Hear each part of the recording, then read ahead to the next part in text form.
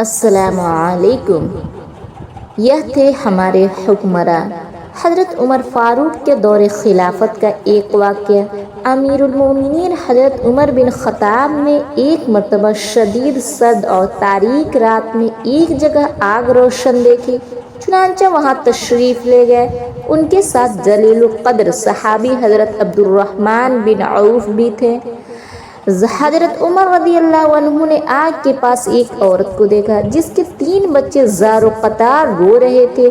ایک بچہ کہہ رہا تھا، امی جان ان آنسوؤں پر رحم کھا اور کچھ کھانے کو دے دو۔ دوسرا بچہ یہ کہہ کر رو رہا تھا، لگتا ہے شدید بھوک سے جان چلی جائے گی۔ تیسرا بچہ یہ کہہ کر رو رہا تھا، امی جان کیا موت کی آغوش میں جانے سے پہلے مجھے کچھ کھانے کو مل سکتا ہے؟ حضرت عمر بن خطاب آگ کے پاس بیٹھ گئے اور عورت سے پوچھا، اے اللہ کی بندی، تیرے اس حال کا ذمہ دار کون ہے؟ عورت نے جواب دیا کہ اللہ، میری اس حالت کا ذمہ دار امیر المومنین عمر ہے۔ حضرت عمر رضی اللہ عنہ نے اس سے فرمایا کہ کوئی ہے جس نے عمر کو تمہارے اس حال سے آگاہ کیا ہو؟ عورت نے جواب دیا، ہمارا حکمراں ہو کر وہ ہم سے غافل رہے گا؟ یہ کیسا حکمراں ہے جس کو اپنی رعایا کی کچھ خبر نہیں؟ یہ جواب سن کر حضرت عمر بن خطاب مسلمانوں کی بیت العمال گئے اور دروازہ کھولا۔ بیت العمال کا محافظ بولا، خیر تو ہے امیر المومنین؟ حضرت عمر نے اس کا جواب نہیں دیا اور آٹے کی ایک بوری تھی اور شہد کا ایک ڈبہ بیت العمال سے نکال اور چوکیدار سے فرمایا، انہیں میرے پیٹھ پر لاد دو۔ چوکیدار نے عرض کیا، آپ چاہتے کیا ہیں؟ حضرت عمر نے فرمایا، میرے پیٹھ پر لاد دو۔ چوکیدار نے عرض کیا، آپ یہ چیزیں اپنی پیٹھ پر نہ لادے اے امیر المومنین۔ چوکیدار نے کوشش کی کہ امیر المومنین کا تیار کر دو سامان وہ خود اپنی پیٹھ پر لادے، لیکن امیر المومنین نے سختی سے انکار کیا اور اس سے یوں مخاطب ہوئے، تیری ماں تجھے کھو دے، یہ سامان میری پیٹھ پر لاد دو، کیا قیامت کے روز تم میرے گناہوں کا بوجھ اٹھاؤ گے؟ یہ کہہ کر حضرت عمر نے آٹا، گھی اور شہد کو اپنی پیٹھ پر لاد لیا۔ جب اس عورت کے گھر پہنچے تو آگ کے پاس بیٹھ گئے اور ان بچوں کے لیے کھانا پکایا۔ جب کھانا تیار ہو گیا تو اس میں گھی اور شہد کو ملایا اور اپنے مبارک ہاتھوں سے بچوں کو کھانا کھلایا۔ یہ منظر دیکھ کر ان یتیم بچوں کی ماں کہنے لگی، قسم اللہ کی تم عمر سے کہیں زیادہ منصب خلافت کے اہل ہو۔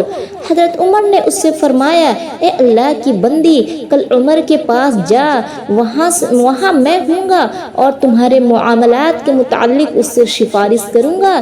یہ کہہ کر حضرت عمر واپس آ گئے اور ایک چٹان کے پیچھے آ کر بیٹھے رہے اور ان بچوں کو دیکھتے رہے۔ حضرت عبد الرحمن بن عوف رضی اللہ عنہ نے حضرت عمر رضی اللہ عنہ سے کہا، آئیے واپس چلتے ہیں کیونکہ رات بہت ٹھنڈی ہے۔ حضرت عمر رضی اللہ عنہ نے فرمایا، اللہ کی قسم میں اپنی جگہ اس وقت تک نہیں چھوڑوں گا جب تک ان بچوں کو ہنستا ہوا نہ دیکھ لوں، جیسے میں نے آتے وقت انہیں روتے ہوئے دیکھا تھا۔ جب اگلے روز کا سورج طلوع ہوا تو اس یتیم بچوں کی ماں دربار خلافت میں گئی۔ وہاں اس نے دیکھا کہ حضرت علی بن ابی طالب اور عبداللہ بن مسعود کے مابین ایک شخص تشریف فرما رہے ہیں اور وہ دونوں حضرات اسے امیر المومنین کہہ کر مخاطب کر رہے ہیں، اور یہ وہی شخص تھا جس نے گزشتہ رات اس عورت اور اس کے بچوں کی خدمت میں گزاری تھی، جس سے اس نے کہا تھا، اے اللہ، میری اس حالت کا دار و مدار عمر ہے۔ چنانچہ جب عورت کی نگاہ حضرت عمر پر پڑی تو گویا اس کے پاؤں تلے سے زمین کھسک گئی۔ امیر المومنین نے عورت سے فرمایا، اللہ کی بندی، تیرا کوئی قصور نہیں، چل بتا تو اپنی شکایت کتنی قیمت کے عوض فروخت کرے گی؟ عورت گویا ہوئی، معاف فرمائیے اے امیر المومنین۔ حضرت عمر رضی اللہ عنہ نے فرمایا، قسم اللہ کی تو اس جگہ سے ہٹ نہیں سکتی ہو جب تک کہ میرے ہاتھ اپنی شکایت بھی نہ دو۔ بالآخر حضرت عمر نے اس بیوہ خاتون کی شکایت اپنے مال خاص سے چھپے 100 درہم کے عوض خرید لی، اور حضرت علی ابن مسعود اس بات پر گواہ ہیں کہ فلاں عورت نے اپنی شکایت امیر المومنین حضرت عمر بن خطاب کے ہاتھ فروخت کر دی۔ حضرت ابی بن طالب کو کاغذ قلم لانے کا حکم دیا اور یہ تحریر قلم بند کرائی۔ پھر امیر المومنین حضرت عمر بن خطاب نے فرمایا جب میری وفات ہو جائے تو اسے میری کفن میں رکھ دینا تاکہ میں اسے لے کر اللہ سے ملاقات کروں۔ یہ تھے ہمارے حکمراں جو عوام کی جان و مال کی نگہبان تھے اور اپنی رعایا کا خیال رکھنے میں کتنے سنجیدہ اور خود کو کتنا سے سمجھدار سمجھتے تھے۔ اللہ ہمیں بھی ایسے ہی حکمراں عطا فرمائے، آمین۔ السلام علیکم۔